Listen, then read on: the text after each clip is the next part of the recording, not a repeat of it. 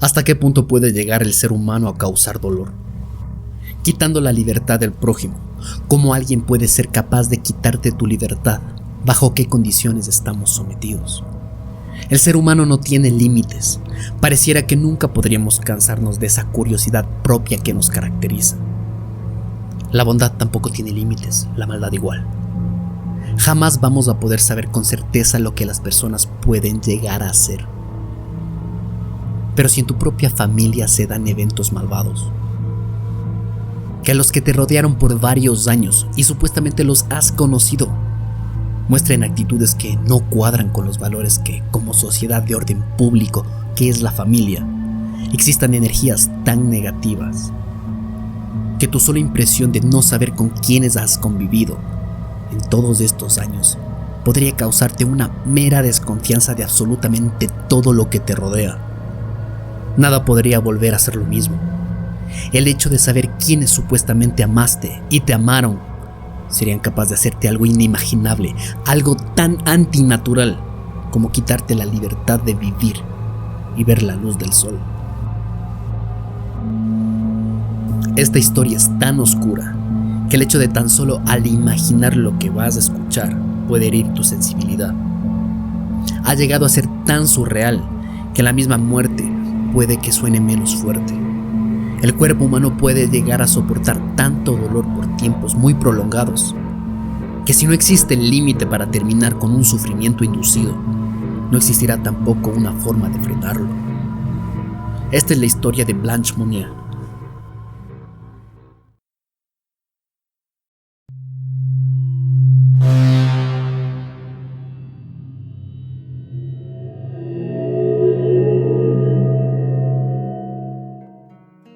Blanche Monnier nació el 1 de marzo de 1849 en Poitiers, Francia.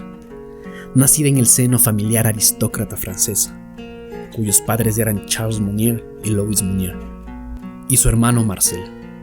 La familia era muy bien acomodada para su época, con varias influencias sociales. Incluso su padre Charles era decano de la Facultad de Letras de Poitiers. Además eran fervientes defensores de la realeza y opositores a los republicanos.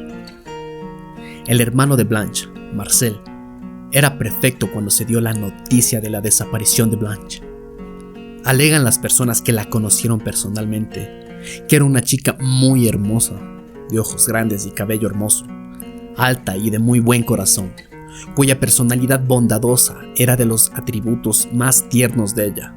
Su vida social era muy notada entre los que la conocieron.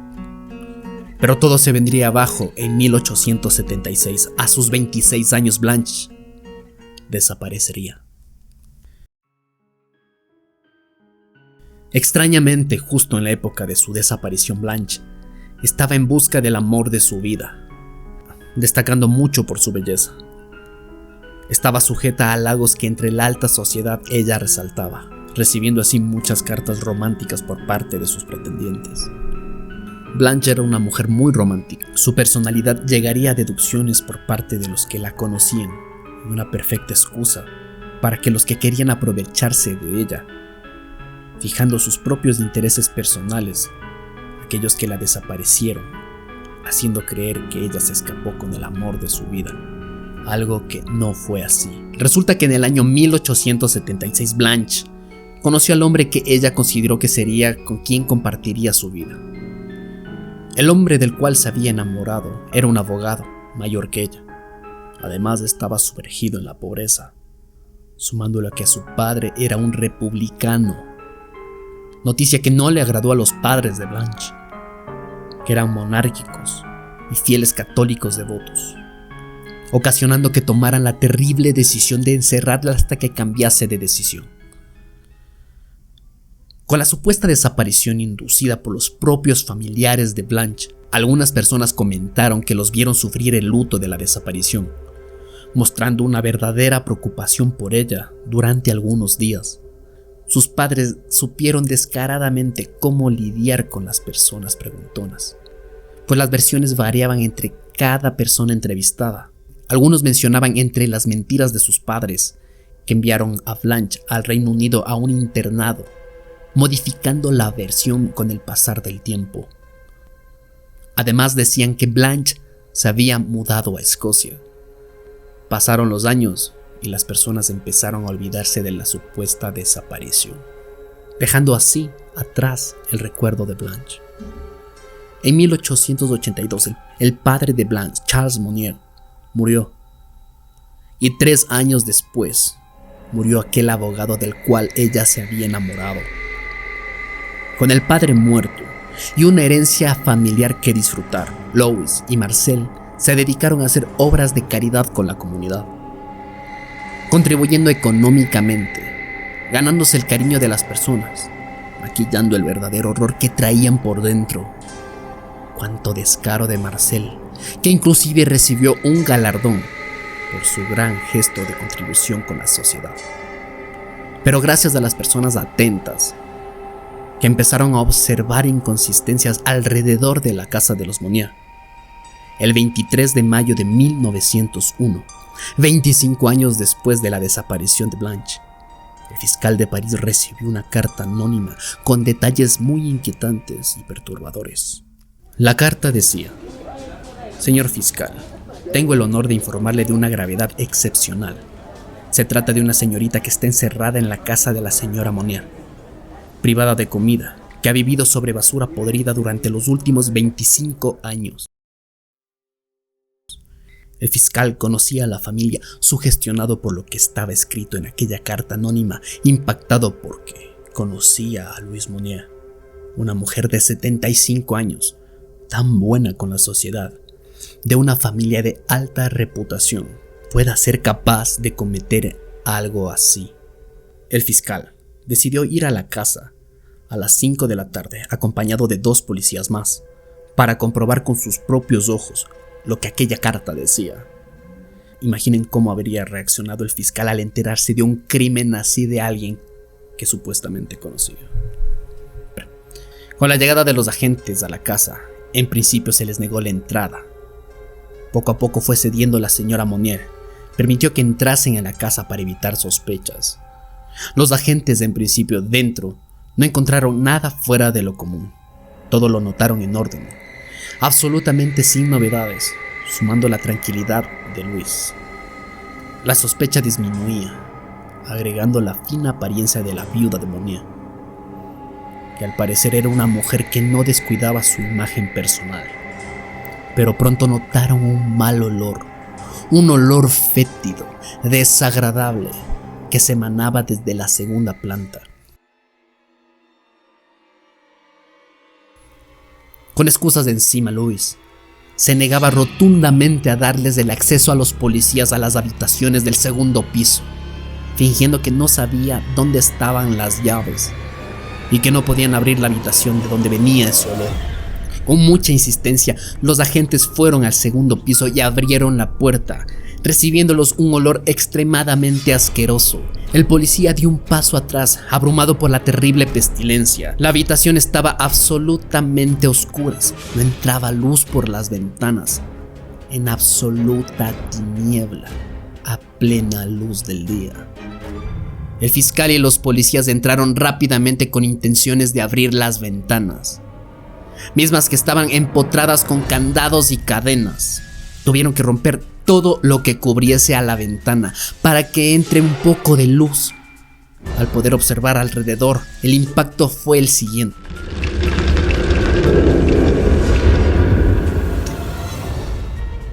Encontraron a una mujer malnutrida, llena de insectos que recorrían su cuerpo, sentada en un colchón de paja, ubicado en el rincón de la habitación, cubierta con una capa de su propio excremento seco, con aspecto calavérico, desnuda y demacrada, con los restos de las sobras de comida que su propia madre le dejaba, aquella que había sido responsable del encierro de su propia hija. Cuando los policías se acercaron a ella para verla, se negaba a mostrar su rostro. Blanche Monnier estaba tan asustada de volver a ver la luz del día después de 25 años de encierro, en total oscuridad. Y al no haber visto a gente durante años, causó que no pudiese pronunciar ni una sola palabra. y a una mujer de 52 años que ocultaba su rostro debajo de su cabello largo, el cual no había sido cortado durante todo ese tiempo. Encadenada y con claros signos de locura, Blanche estaba en condiciones que un ser humano no pudiese soportar. La madre no quería que su hija se enamorase de un abogado económicamente arruinado, puesto que ponía la reputación y la honra de la familia en juego. Una noche, cuando Blanche estaba saliendo con el abogado, se escapó de su casa, sin que nadie se enterase de que fue a encontrarse con él. Al volver, entró cuidadosamente, pero el destino le tendría una mala pasada. Le estaban esperando, pues se enteraron que se había escapado, y al volver, la encerraron hasta que cambiase de opinión, ella negándose rotundamente dejar ir al amor de su vida. Así fue como en principio la encerraron. Los policías, cuando se fijaron más a detalle, notaron que incluso tenía gusanos de hasta 4 centímetros recorriendo el cuerpo de Blanche. Los policías observaron una costra enorme de excremento y residuos de alimento que cubrían el cuerpo de la mujer, cucarachas, piojos, humedad en todas las paredes y el techo, junto con el aire irrespirable encapsulado que no podían soportar. Cuando los investigadores intentaron entablar contacto con Blanche, ella simplemente ocultaba su rostro de la luz, para que ninguno de los que estaban en aquel lugar pueda mirar fijamente su rostro y su cuerpo desnudo. El hablar y entablar comunicación parecía tarea imposible. Ella no podía decir una sola palabra. El encierro de 25 años acabó con su salud mental. Las sábanas estaban atadas al colchón de Blanche en aquel rincón de la habitación, y se podían leer algunos mensajes que en su tiempo de encierro ella escribió, como: libertad, en esta casa hay un favorito y no soy yo. Algún día podré volver a ver la luz. Los médicos que la examinaron cuando la rescataron no podían explicar cómo podía aún seguir con vida, si las condiciones inmundas en las que se encontraba no eran aptas para llegar a vivir tantos años. Blanche se mostró feliz cuando pudo por fin respirar aire puro de nuevo. La madre descaradamente no tuvo más remedio que confesar el crimen hacia su hijo. Luis se escudaba en la razón de que no iba a permitir que el amor de Blanche arruine la reputación, el honor y la credibilidad de la familia. Por eso la encerró hasta que rechace esa idea de estar con aquel abogado. Sin embargo, ni con la muerte del abogado la liberaron. No se esperaron que lo que relataba la carta anónima sería peor a lo que en verdad observaron, agregando que la viuda Monnier, con su facha de elegancia, era capaz de haber creado un escenario tan surreal como infernal. Su madre enfermó poco tiempo después de ser arrestada y murió 15 días más tarde de un infarto, al ver rodeada su casa de gente furiosa que la amenazaba. Su hermano Marcel, que fue llevado ante un tribunal, fue inicialmente condenado, pero más tarde fue absuelto tras una apelación. La madre murió el 9 de junio, 2 semanas después de su detención, estando en prisión, por culpa de un ataque al corazón. También dice que le afectó mucho tras descubrirse los sucesos, una muchedumbre que generaba disturbios. Louis Monnier echó la culpa del estado de su hija a la negligencia de los sirvientes. Solo su hermano Marcel fue sometido a juicio. La sala de juicio en Poitiers estaba llena de curiosos espectadores que querían saberlo todo. Querían saber cada detalle del caso.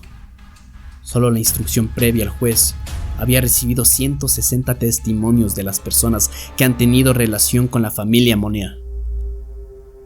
Hubo vecinos que contaron los gritos que escuchaban que provenían de la mansión. Escuchaban las palabras como libertad, policía. También describieron cómo era ella antes del encierro. Testificaron varios empleados de la casa y que tenían órdenes irrestrictas de nunca abrir esa habitación. Ante la insistencia del por qué no habían realizado la denuncia, todos se excusaron en el miedo que tenían por perder su trabajo. Una ex empleada aseguró que Blanche sufrió una locura a una desesperación de amor. Los médicos que la examinaron expusieron ante el juicio que tenía visiones muy diferentes con respecto a su situación, mientras otros le dijeron al juez que estaba loca y su locura se remontaba a sus primeros años de libertad, asegurando que solo hasta ahí llegó a estar cuerdo. Si te gustó la historia, ayúdame con un pulgar arriba y comenta. Te invito a suscribirte y a compartirla. Cuídate.